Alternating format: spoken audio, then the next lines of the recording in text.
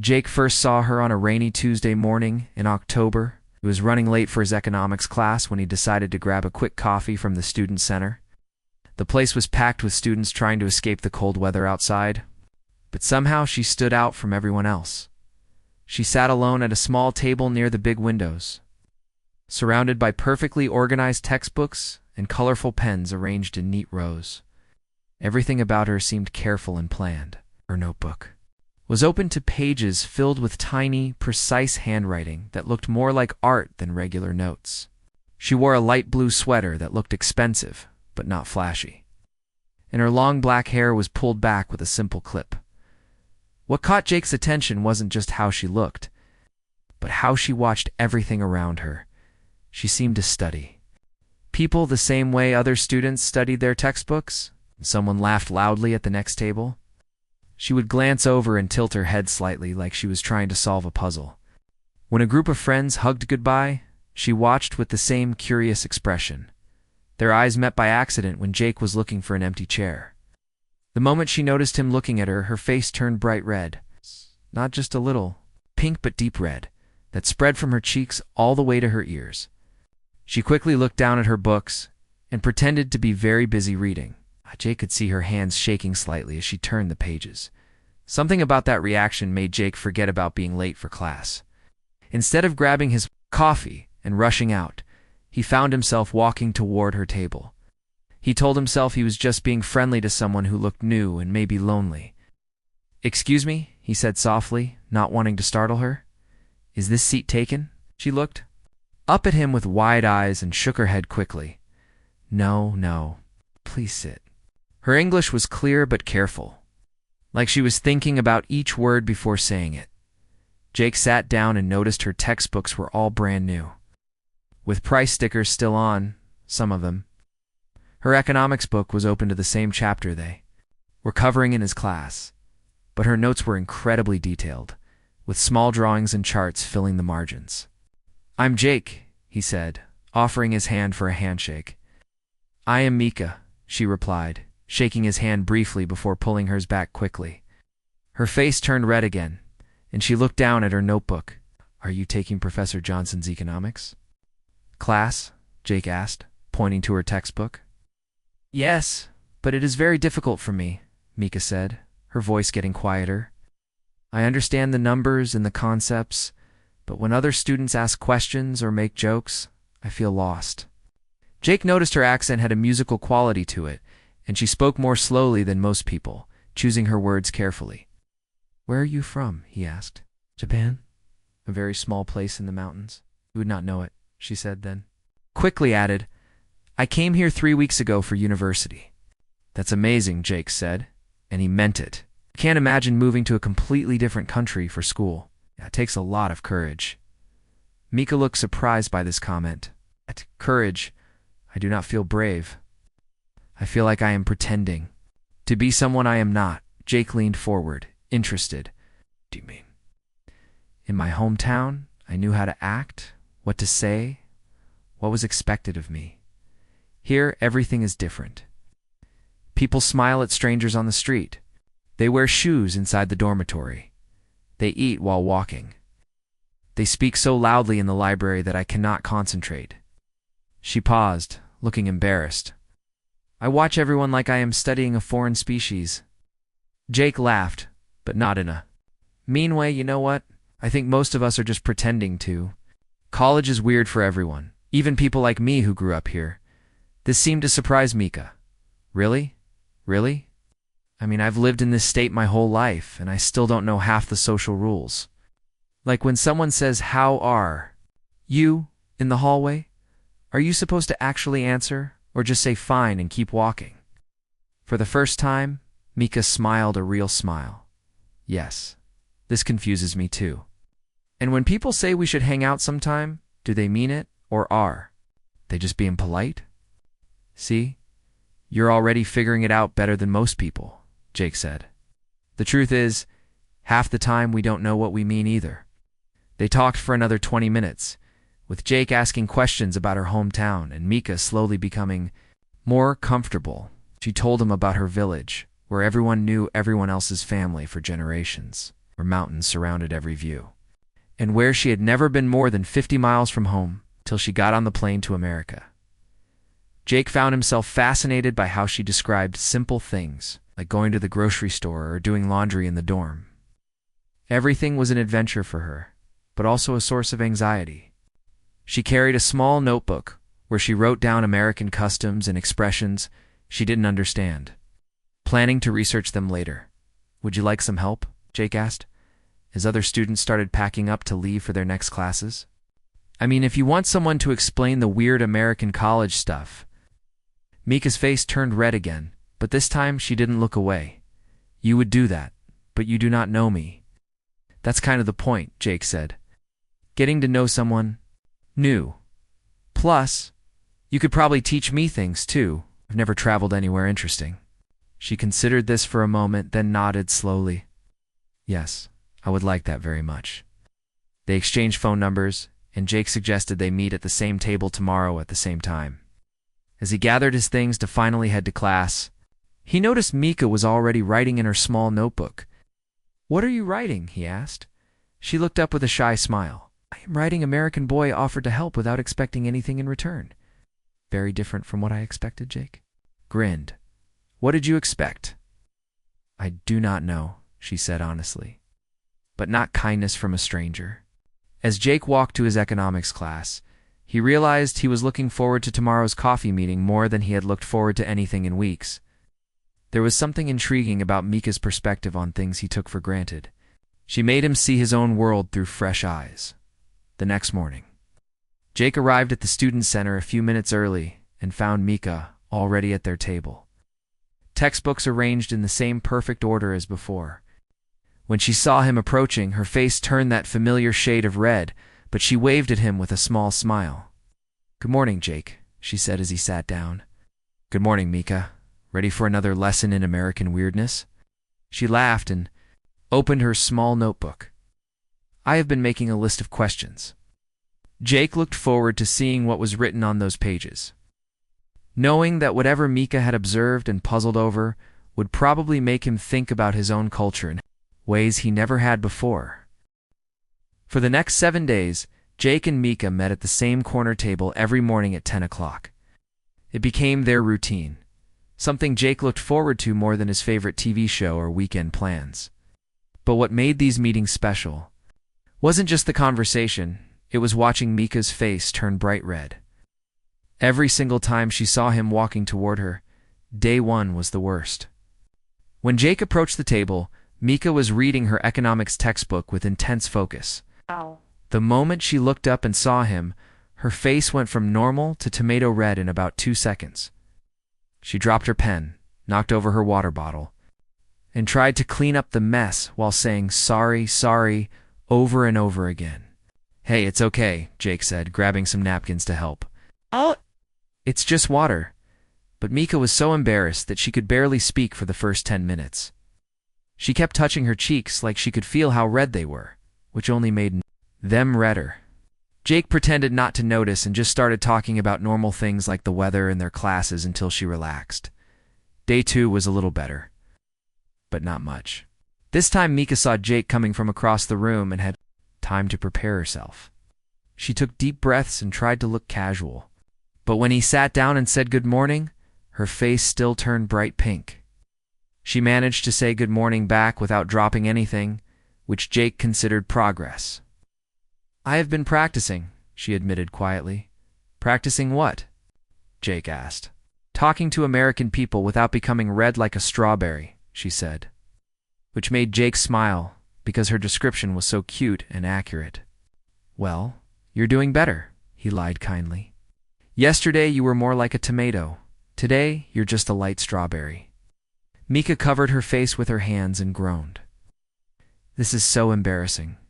In Japan I never acted like this." "Maybe that's because you never had to speak English with a stranger every day," Jake suggested. "I bet if I tried to have conversations in Japanese I'd be nervous too." By day 3, Jake started to understand what was really happening. It wasn't just that Mika was shy or nervous about speaking English. She explained that in her small mountain village, boys and girls didn't really hang out together casually like American students did. "In my school, Boys sat on one side of the classroom, girls on the other, she told him, her cheeks pink but not bright red this time. We did not talk unless it was about schoolwork. And we never, ever met alone just to chat. Really? Never? Jake asked, surprised. Never. My mother would be very shocked if she knew I was sitting here with you every day, just talking. Mika looked worried for a moment. She thinks I am only studying and going to classes. Are you worried about what she would think? Jake asked carefully. Mika considered this question seriously. Yes and no. I want to respect my family's traditions, but I also want to understand American culture. How can I learn if I do not talk? To American people, day 4 brought a breakthrough. When Jake arrived at their table, Mika was already smiling before her face turned red. It was like she was happy to see him, even though she was still embarrassed about being happy to see him. I have been thinking, she said after they sat down. Maybe my blushing is not just about being nervous. What do you mean? Genuinely curious. In my culture, we do not show emotions very openly. When I feel excited or happy or interested in something, I was taught to hide those feelings. But here, my face shows everything I am thinking. Jake found this fascinating. So you're not just embarrassed, you're fighting between what you were taught and what you actually feel. Exactly, Mika said, looking relieved that he understood. It is like my face is betraying my thoughts. Day 5 was when things got really interesting. Mika brought her small notebook and showed Jake some of the observations she had been writing about American culture. The list was incredible and hilarious. Americans say, "How are you?" But do not wait for an answer, she read from her notes. Americans walk very fast everywhere, even when they are not late. Americans eat food while walking, which seems unsafe. Americans hug people they barely know, which would be very strange in Japan. Jake was laughing so hard that other students started looking at their table. These are amazing. You should write a book about this, really? You think my observations are interesting? Mika asked, and for the first time, she didn't blush when Jake complimented her. Are you kidding? You're seeing things that I never even think about because I grew up here. Like I never realized that we eat while walking until you pointed it out. Day 6 was the day Jake realized something important was happening between them. Mika arrived at their table with a small, wrapped package. I brought something for you, she said, her face turning pink as she handed it to him. Inside was a beautiful bookmark made of traditional Japanese paper with cherry blossoms painted on it. My grandmother taught me to make these, Mika explained. I thought you might like to have something from Japan. Jake was touched. This is beautiful, Mika. Thank you so much. I wanted to give you something because you have been so kind to me, she said, looking down at her hands. In my culture, we believe in returning kindness with kindness. You don't need to give me anything, Jake said. Enjoy our talks. You make my mornings better. This comment made Mika look up at him with surprise. I make your mornings better? Definitely. Before I met you, I just rushed through my days without really thinking about anything. Now I notice things differently because of the way you see them. Day 7 was different from all the others. When Jake arrived at their usual table, Mika was already there, but she wasn't reading or organizing her books. She was just sitting quietly, looking out the window at the students walking by. Hey, everything okay? Jake asked as he sat down. Mika turned to look at him, and while her cheeks were slightly pink, she didn't look away immediately like she usually did. I have been thinking about something all week, she said. What's that? I think I am changing, she said slowly. When I first came here, I felt like I was pretending to be someone else just to survive. But this week, talking with you every day, I think I am becoming someone new. Someone who is still Japanese, but also ... something more. Jake felt something shift in his chest when she said this. Is that a good thing or a bad thing? I think it is a good thing, Mika said, smiling. But it is also scary. Change is always scary. They sat in comfortable silence for a moment, watching other students come and go. Jake realized that somewhere during this week of morning conversations and crimson cheeks, he had started to care about Mika in a way that surprised him. Mika, he said finally. Yes, would you like to hang out sometime outside of our morning coffee meetings? Maybe I could show you some places around town that aren't just the campus. Mika's face turned red again, but this time, she didn't look embarrassed. She looked excited and nervous and happy all at the same time. "I would like that very much," she said. "But Jake, I might still blush a lot." Jake grinned. "Okay, I'm getting used to it. Besides, I think it's kind of cute." And for the first time all week, when Mika blushed, she didn't try to hide it. The weekend changed everything between Jake and Mika. On Saturday afternoon, Jake picked her up from her dormitory to show her around the town. He had planned a simple tour, the local park, the downtown area, maybe grab some lunch at a place. That wasn't the campus cafeteria, but as soon as Mika stepped out of her dorm building, Jake noticed something different about her. She wasn't blushing before he even said hello. Instead, she smiled confidently and said, "I am ready for my American adventure." "You seem different today," Jake observed as they started walking toward downtown. "I feel different," Mika replied. "Yesterday, after you asked me to spend time together, I realized something important. I have been so worried about making mistakes or seeming strange that I forgot to enjoy learning about this new place."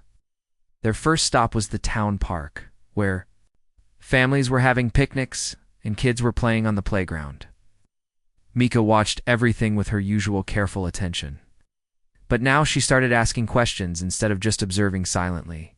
"Why do American parents let their children play so freely?" she asked, watching a group of kids running around without their parents hovering nearby. "In Japan, parents watch their children much more closely." "I don't know," Jake admitted. "I guess we think kids need to learn independence early." "Interesting," Mika said, pulling out her small notebook to write something down. "This is why I need to experience things, not just read about them in books." As they walked through downtown, Mika's confidence continued to grow. When they passed a street musician playing guitar, she stopped to listen instead of hurrying past like she might have done before. When Jake suggested they try a local ice cream shop, she didn't hesitate or worry about whether it was appropriate. "What flavor do you want to try?" Jake asked, looking at the long list of options. "I do not know any of these flavors," Mika admitted. "In my town, we only had vanilla and chocolate ice cream." "Want to be adventurous?" Jake suggested. "Pick something you've never heard of." Mika studied the menu carefully, then pointed to one. "What is cookies and cream?" "Oh, you're going to love this," Jake said, ordering 2 scoops for her to try. When Mika tasted it, her eyes went wide with surprise and delight. "This is amazing. It has pieces of cookies inside the ice cream." Jake found himself grinning at her reaction. "You act like you've discovered something incredible." "I have," Mika said seriously. "This is exactly what I mean about experiencing things instead of just reading about them. No book could have told me how this tastes or how happy it would make me feel." They found a bench in the park and ate their ice cream while watching people walk by. Mika continued her cultural observations, but now she was sharing them with Jake instead of just writing them down privately. "American couples hold hands in public," she noted, watching a young couple walk past. "In my village, this would be considered very inappropriate." "How do couples show affection in Japan?" Jake asked, genuinely curious. "Very quietly. Very privately. My parents have been married for 25 years, and I have never seen them hold hands or hug in front of other people." Mika paused. "I think I prefer the American way." "Really? Why?" "Because hiding your feelings seems exhausting," she said thoughtfully. "I have been hiding my feelings my whole life, and since coming here, I am learning that sharing them might be better." As the afternoon went on, Jake noticed that Mika was becoming more animated in her conversations. She used her hands when she talked, laughed more freely, and asked personal questions that she would never have asked during their morning coffee meetings. "Jake, can I ask you something personal?" she said as they sat by the small lake in the center of the park. "Sure, anything. Why'd you decide to help me that first day?" "You did not know me, and I was obviously struggling with everything." Jake thought about this question seriously. "Honestly, you looked like you were trying to solve a puzzle that no one had given you the pieces to. I remembered what it felt like to be confused and lost, even though my confusion was about different things." "What were you confused about?" Mika asked. "College. Mostly everyone else seemed to know exactly what they wanted to study and what they wanted to do with their lives. I felt like I was just drifting along, pretending to have a plan. Jake picked up a small stone and skipped it across the water. Meeting you made me realize that everyone is figuring things out as they go, even if they don't admit it. Mika was quiet for a moment, watching the ripples from Jake's stone spread across the water. In Japan, I always felt pressure to have everything planned perfectly. Come to America, study business, get good grades, return home with honor. Being here, talking with you. I'm starting to think that maybe not having everything planned is okay. More than okay, Jake said. I think it's better. How can you plan for things you haven't experienced yet? That evening, Jake walked Mika back to her dormitory. As they reached the entrance, she turned to face him with an expression he hadn't seen before, determined but also vulnerable. Ow. Jake. I want to ask you something, but I am worried you will think it is strange. Try me, he said. Would you like to see how I live? Would you like to come to my room? I know this might seem inappropriate, but I want to cook dinner for you. A real Japanese dinner, to thank you for today. Jake was surprised by the invitation, but also touched. Are you sure? I don't want to make you uncomfortable or get you in trouble with your dormitory rules. I am sure, Mika said firmly. Today you showed me your world. I want to show you mine. When? Jake asked. Tomorrow evening? I will need time to shop for ingredients and prepare everything properly. I'd love that, Jake said. What should I bring? Anything? Mika thought for a moment, then smiled. Just yourself, and maybe your appetite for adventure. As Jake walked back to his own dorm that night, he reflected on how much had changed between them in just one afternoon. The shy, constantly blushing girl he had met a week ago was still there, but now she was mixed with someone more confident and curious, someone who was willing to take risks and share parts of herself that she had kept hidden. He realized that Mika wasn't the only one who was changing. Spending time with her was making him more thoughtful about his own culture and more curious about the world beyond his familiar routine. She was teaching him to see ordinary things as extraordinary, just by looking at them through her eyes. The next morning, when they met for their usual coffee, Mika was practically glowing with excitement. I went shopping yesterday evening, she told him. I found a store that sells Japanese ingredients. Not everything I need, but enough to make a proper meal. What are you going to cook? Jake asked. It is a surprise, Mika said with a mischievous smile. But I will tell you this, it is my grandmother's recipe, and it is the first time I will cook it for someone who is not family. Jake felt honored by this. I can't wait. There is just one thing, Mika added, looking slightly embarrassed again. In Japan, we remove our shoes before entering someone's home. Would you mind? Of course not, Jake said. I want to do things the right way. Mika's smile was brilliant. Thank you for being so understanding about everything. Most people would think my customs are strange or unnecessary. Your customs aren't strange to me, Jake said honestly. They're just different, and different can be really beautiful. 4. The first time since he had known her, when Mika blushed at his compliment. It looked less like embarrassment and more like happiness. Sunday evening arrived faster than Jake expected, stood outside Mika's dormitory building at exactly 6 o'clock, holding a small bouquet of flowers he had bought from the campus bookstore. He wasn't sure if bringing flowers was appropriate in Japanese culture, but it felt like the right thing to do. When Mika opened her door, Jake almost didn't recognize her. Gone was the nervous girl who had sat hunched over her textbooks in the student center. This Mika stood straight and confident, wearing a simple but elegant dress that looked both comfortable and special. Her hair was styled differently, pulled back in a way that showed her face clearly. Jake, you came, she said, with a warm smile. Then noticed the flowers. Oh, these are beautiful. Thank you so much. I wasn't sure if I should bring them, Jake admitted. I didn't want to do anything inappropriate. You're perfect, Mika said, accepting the flowers. Please, come in and remove your shoes here. Then Jake slipped off his sneakers and looked around Mika's room in amazement. The small dormitory space had been completely transformed. What had once been a plain, institutional room now felt like a tiny piece of Japan. Colorful fabric covered the boring furniture. Soft lighting came from paper lanterns she had hung from the ceiling. The smell hit him immediately, something delicious and unfamiliar. With hints of ginger and soy sauce, a low table sat in.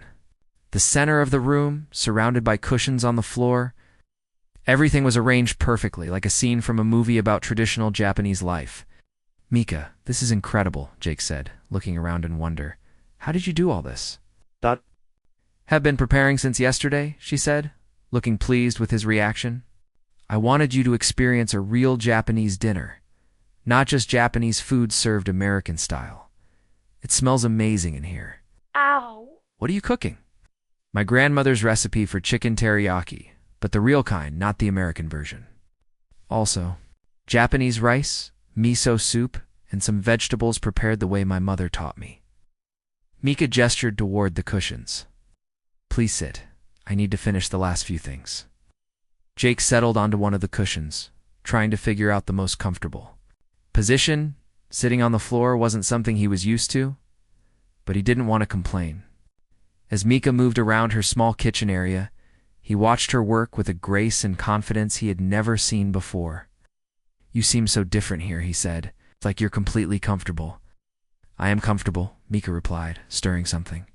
"In a pot? This is my space, arranged my way, cooking food I have known my whole life. For the first time since coming to America, I feel like myself." "Who are you when you feel like yourself?" Jake asked, genuinely curious. Mika paused in her cooking and looked at him thoughtfully. "Someone who is not afraid to take up space. Who has opinions and shares them. Someone who can take care of people she cares about." She smiled. "Someone who can invite a friend for dinner without worrying about what everyone else thinks." As they ate, Jake discovered that real Japanese food was completely different from what he had tried at American restaurants. Everything was lighter, more delicate, with flavors that seemed to build on each other rather than compete. The rice was perfectly cooked, the soup was warm and comforting, and the chicken was tender and sweet. "This is incredible, Mika. I had no idea you could cook like this." "My grandmother taught me when I was very young," Mika said. "She said that feeding people is one of the most important ways to show love and respect." "Is that why you invited me? To show respect?" Jake asked. Mika set down her chopsticks and looked at him directly. "Partly. But also because I wanted to share something important with you. This food, this way of eating together, this is who I am when I am not trying to fit into American culture." They talked for hours as they ate. Mika told Jake stories about her grandmother, who had lived through World War II and had taught her that food was more than just nutrition. It was a way to connect with people and preserve culture. She explained why they sat on the floor to eat, why certain dishes were served in specific orders, and why sharing a meal was considered sacred in her family. Jake found himself sharing stories too, things he had never talked about with anyone. He told Mika about his own family, about the pressure he felt to choose a career path when he wasn't sure what he wanted to do with his life, about how meeting her had made him think about the world differently. "Jake, can I tell you something?" Mika said as they finished eating. "Of course, when I first came to America, I thought I had to choose between being Japanese and being American. I thought I had to give up parts of myself to fit in here." She gestured around her transformed room. "But tonight, sharing this with you, I realize I do not have to choose. I can be both." "What do you mean?" Jake asked. "I can keep the parts of my culture that matter to me while also embracing new experiences. I can honor my grandmother's teachings while also learning to be independent. I can be respectful of tradition while also being brave enough to try new things." Jake nodded, understanding. "Like inviting an American friend to your room for dinner, even though that might not be traditional." "Exactly," Mika said, her cheeks turning slightly pink. "My grandmother would probably be shocked that I am alone in my room with a boy, but she would also be proud that I am sharing our culture with someone who appreciates it." "I do appreciate it," Jake said sincerely. "The whole evening, everything you've shared with me, it's been amazing. I feel like I understand you so much better now." Mika smiled. "That was my goal. I wanted you to see me as I really am, not just as the confused foreign student who blushes all the time." "You know what's funny?" Jake said. "I kind of missed the blushing. It was cute." "Oh, I still blush," Mika said, and as if to prove her point, her cheeks turned red. But now I think it is less about embarrassment and more about other feelings. What kind of other feelings? Jake asked quietly. Mika looked down at her hands, then back up at him. Happy feelings. Excited feelings. About spending time with someone who makes me feel comfortable being myself. The room grew quiet, except for the soft music Mika had been playing in the background. Jake realized that something important was happening between them, something that went beyond cultural exchange and friendship. Mika, he said softly. Yes, thank you for tonight, for trusting me enough to share all of this with me. Thank you. For being someone worth sharing it with, she replied. As the evening wound down, Jake helped Mika clean up the dishes. They worked together in comfortable silence, moving around each other easily in the small space. When everything was clean and put away, they sat back down on the cushions, neither wanting the evening to end. Jake, Mika said finally, I need to ask you something, but I am nervous about it. You can ask me anything, he said. Tomorrow we go back to our normal routine. Coffee in the morning, studying, classes. But after tonight, I do not think I can pretend that we are just casual friends anymore. Jake felt his heart speed up. What are you saying? I'm saying that my feelings... For you have grown into something deeper than friendship. And I think maybe yours have too. Jake looked at her sitting there in her transformed room, surrounded by pieces of her culture and her heart, and realized she was absolutely right. Yeah, he said quietly, they have. Mika smiled, and for once when she blushed, she didn't look away. So what do we do now? I guess we figure it out together, Jake said, just like we've been doing with everything else. After they admitted their feelings had grown deeper than friendship, Jake and Mika sat in comfortable silence for a few minutes. The soft music continued playing in the background, and the paper lanterns cast gentle shadows on the walls.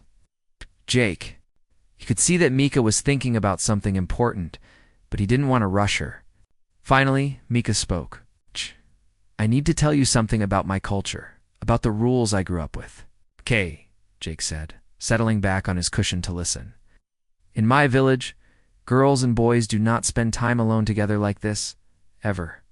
When my parents were young, they were not even allowed to talk to each other without other people present until they were officially engaged. Mika played with the edge of her dress nervously. What we are doing right now, sitting alone in my room, sharing dinner, talking about our feelings, this would be considered very inappropriate. Jake felt a moment of worry. Are you uncomfortable? Do you want me to leave? No, Mika said quickly. That is exactly what I want to talk about. I do not want you to leave, and that tells me something important about who I am becoming. Stood up and walked to her small window, looking out at the campus below. For 3 weeks, I have been trying to follow all the rules I learned at home, while also trying to understand American culture. It has been exhausting. Jake watched her silhouette against the window, waiting for her to continue. But tonight, cooking for you, sharing my culture with you, talking honestly about our feelings, this felt more real than anything I have done since arriving here. She turned back to face him. I realized something important. What's that? Jake asked gently. I am not the same person I was in Japan, and I am not trying to become completely American either. I am becoming someone new, someone who can choose which traditions to keep and which ones to change. Mika walked back toward Jake, but didn't sit down immediately. Instead, she moved to her door and quietly turned the lock. The soft click seemed loud in the peaceful room. Jake raised his eyebrows questioningly. Mika blushed, but met his eyes steadily. I am locking the door not because I want to do anything inappropriate, she said carefully. I am locking it because I want to have an honest conversation about my feelings, without worrying that someone might walk in and judge me for breaking cultural rules. She sat back down on her cushion, closer to Jake than she had been before. In my village, I was taught that my feelings did not matter as much as following the proper procedures.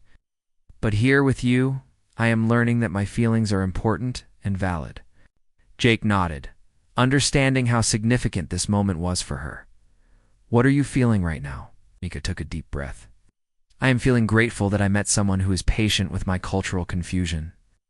I am feeling excited about discovering who I can be when I am not afraid to express myself. And I am feeling something else, something I have never felt before. What?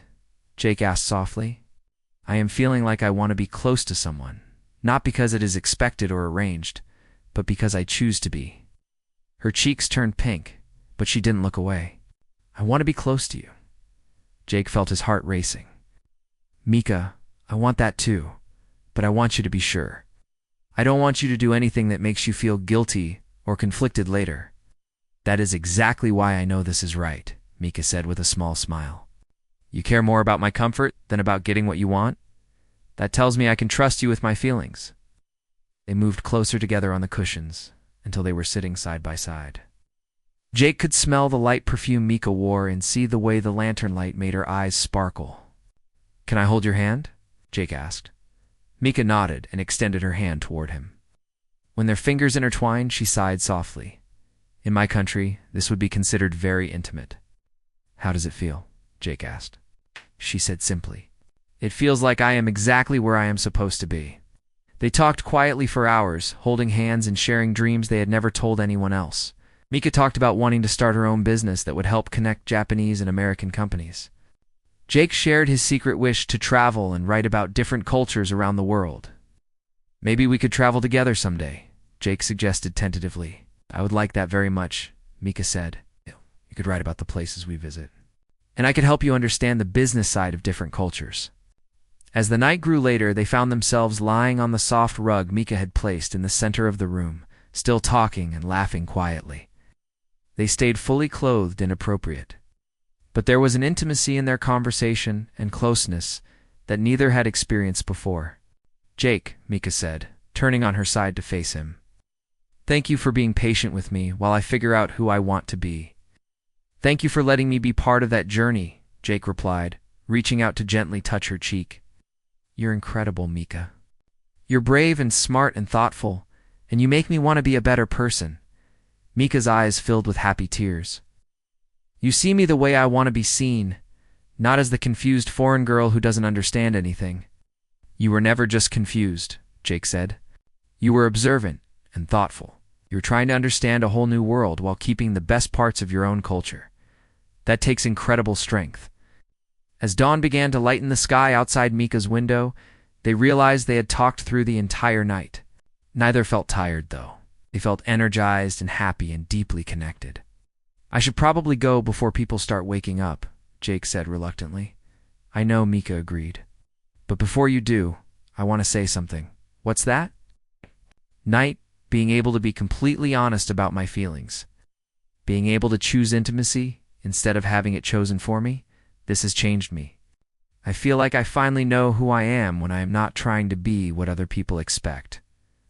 Jake sat up and looked down at her. And who is that? Someone who is proud of her Japanese heritage but not limited by it. Someone who can appreciate American openness while keeping Japanese thoughtfulness. Someone who can choose love based on connection rather than obligation. She smiled. Someone who can invite a special person into her private space and feel confident about that choice. Jake leaned down and kissed her forehead gently. I'm honored to be that special person. As Jake gathered his shoes and prepared to leave, Mika walked him to the door. She unlocked it quietly and opened it just enough for him to slip out. Will I see you at our usual table this morning? Jake asked. Yes, Mika said with a bright smile. But things will be different now. Different how? Won't be blushing because I'm embarrassed anymore, she said. If I blush, it will be because I'm happy. Jake grinned. I think I like happy blushing even better than embarrassed blushing. As he walked back to his own dormitory in the early morning light, Jake reflected on how much had changed since that first day, when he noticed a girl sitting alone at a corner table. Mika had transformed from someone trying to hide her differences into someone celebrating them. And somehow, in helping her find herself, he had discovered things about himself too. When they met at their usual table that morning, Mika was already there with her books arranged neatly as always. But when she saw Jake approaching, her smile was confident and welcoming. Her cheeks turned slightly pink, but her eyes sparkled with joy. Good morning, Jake, she said as he sat down. Good morning, Mika. How did you sleep? I didn't sleep at all, she said with a laugh. But I have never felt more awake in my life. And as they began their morning conversation, both of them knew that they had found something special, not just in each other, but in the courage to be themselves across cultural boundaries.